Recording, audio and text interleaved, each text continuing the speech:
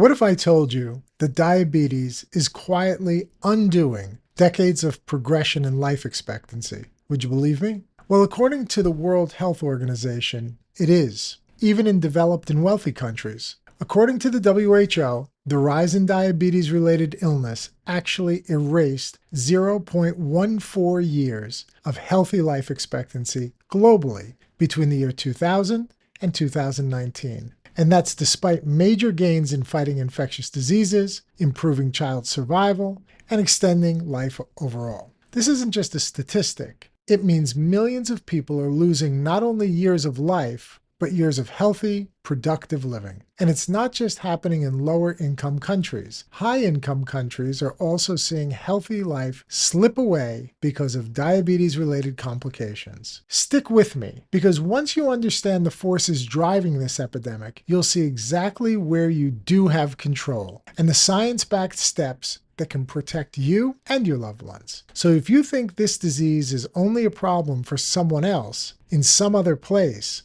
it's not. It's here. It's personal and it's growing. There's one simple lifestyle change that reduces your risk of developing type 2 diabetes by over 50%. Yet research shows that more than 90% of people never actually do it. We'll get to that powerful change later in this episode, but first, we need to understand, why is this disease spreading so fast? Why are we seeing rising rates of diabetes even in countries with advanced healthcare systems? And why are the medical gains of the last 2 decades being undone by a condition that is, in most cases, largely preventable? Let's look at the big picture, because this is not just a problem in certain parts of the world. It's everywhere. According to the World Health Organization, 2025 World Health Statistics, their report showed that diabetes is on the rise everywhere. And it's not only a problem in lower income countries. Even in high income nations with the best hospitals, the latest technology, and access to modern medications, diabetes-related illness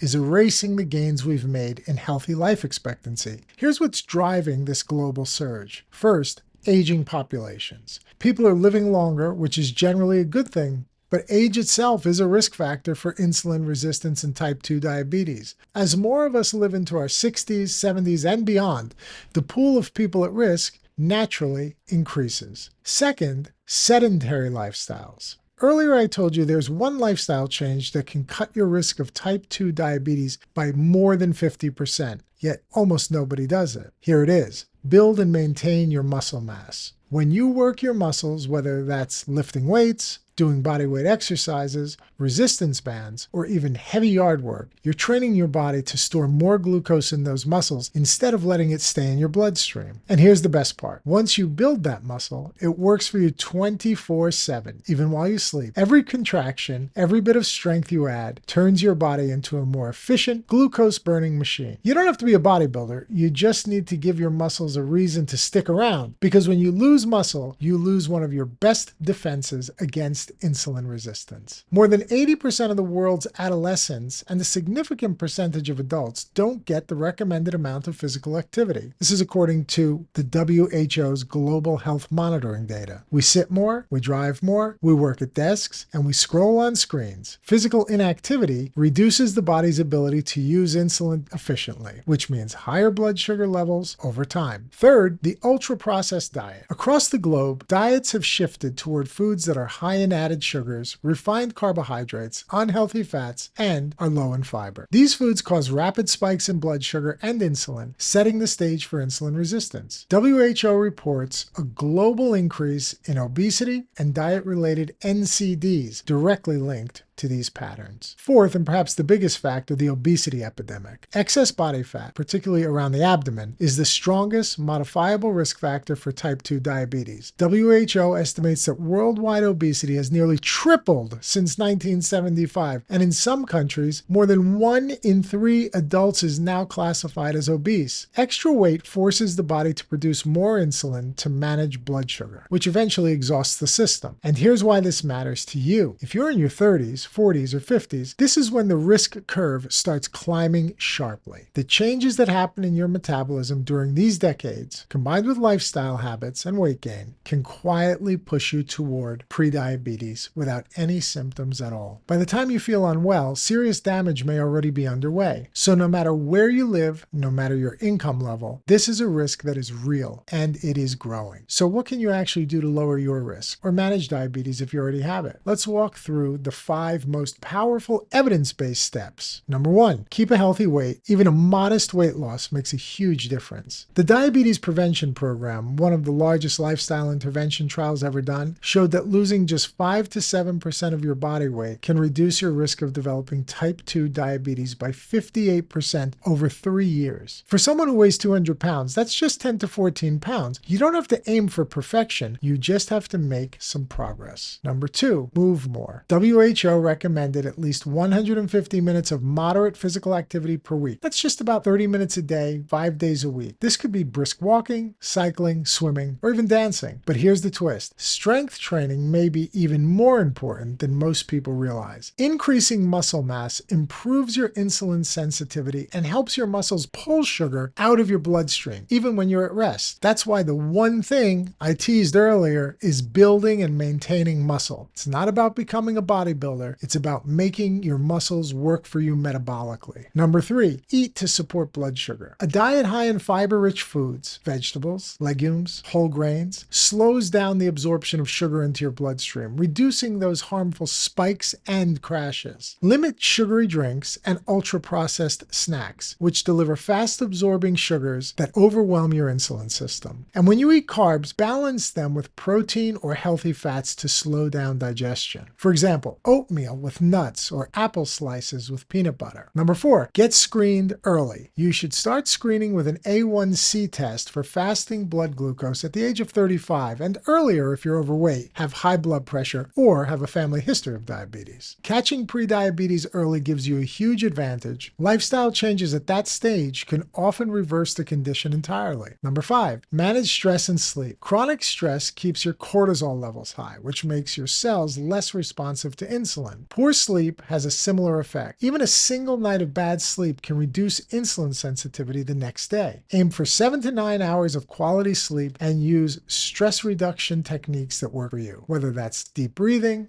meditation, walking outside, or spending time with loved ones. The bottom line, you don't have to tackle all 5 at once. Pick one, start today, and build from there. Because when it comes to diabetes prevention and control, small, consistent steps add up to life-changing results. Before we wrap up, one important note. Always talk to your doctor before making major changes to your diet, exercise routine, or medication. Every person's medical history is unique, and what works for one person might not be safe for another. In fact, this is one of the discussions I have in the comments with many of my viewers and subscribers here at the Dr. John Chuback channel. Some people are under the major misconception that we're all the same. We're not all the same. That's why we have doctors in so many fields taking care of so many people as individual, singular patients. We're not all the same. Each and every one of us is unique. I want you to remember, diabetes prevention isn't about perfection. It's about small, consistent changes that add up over time. This is the same way we achieve anything great in life. Small changes with consistency over time. You don't have to do everything at once. Even one new healthy habit can move the needle in the right direction.